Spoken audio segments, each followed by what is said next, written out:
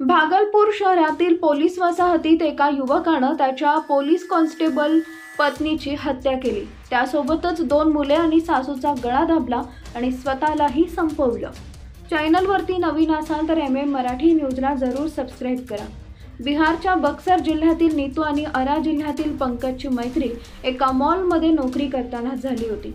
पुढे जाऊन या दोघांच्या मैत्रीचं रूपांतर प्रेमात झालं। त्यात नीतूने बिहार पोलीस कॉन्स्टेबल परीक्षेची तयारी केली। 2015ला तिला यश मिळालं। कॉन्स्टेबल बनल्यानंतर 2019 मध्ये नीतूने जानेवारीत पंकज सोबत लग्न केलं। लग्नानंतर दोघांना 2 मुलं झाली। सुरुवातीला नीतूची पोस्टिंग नौगछिया इथं होती। त्यानंतर भागलपूर SSP कार्यालयात बदली झाली। सरकारी नोकरीमुळे कॉन्स्टेबल नीतू कुटुंबासह पोलीस वसाहतीत राहायला आली, जिथं पंकज, 2 मुले, नीतू आणि त्याची सासू हसत खेळत राहत होते। नीतूचा नवरा पंकज एका बुटाच्या दुकानात काम करत होता। त्यातच पंकज आणि नीतू यांच्या संसाराला संशयाचं ग्रहण लागलं। अनैतिक संबंधावरून पंकज आणि नीतू यांच्यात भांडणं होऊ लागली।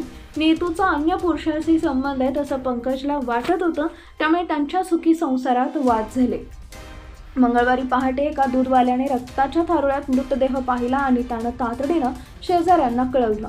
पोलिसांनी टीम घटनास्थळी दाखल झाली। त्यांनी काही मृतदेह बेडवर तर काही जमिनीवर पडल्याचं पाहिले। पंकजचा मृतदेह पंख्याला लटकलेल्या अवस्थेत सापडला।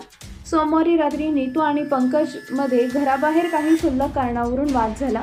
घटनास्थळी सापडलेल्या सुसाईड नोटमधून पंकजनं आत्महत्येपूर्वी पत्नी, 2 मुलं आणि सासूचा खून केल्याचं कबूल केलं। सध्या पोलिसांनी या प्रकरणी गुन्हा दाखल केला असून तपासाला सुरुवात केलेली आहे। अनैतिक संबंधाच्या संशयावरून पतीनं हे कृत्य केल्याचं समोर येतं।